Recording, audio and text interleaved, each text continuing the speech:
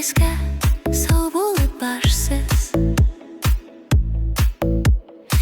Yo'la bu bizning bilan bo'lganing yaxshisi. Yaxshi narsa ekanini anglaymiz, tushlaribizda yerga qaytamiz.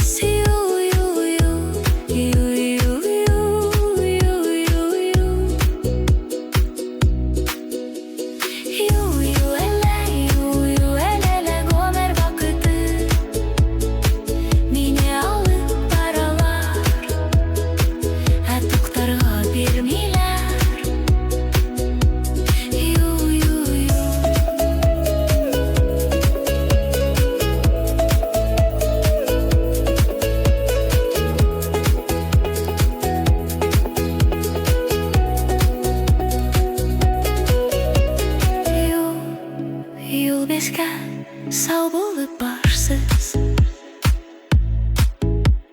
Yo'la bu bizning bilan bo'lganing yaxshisi.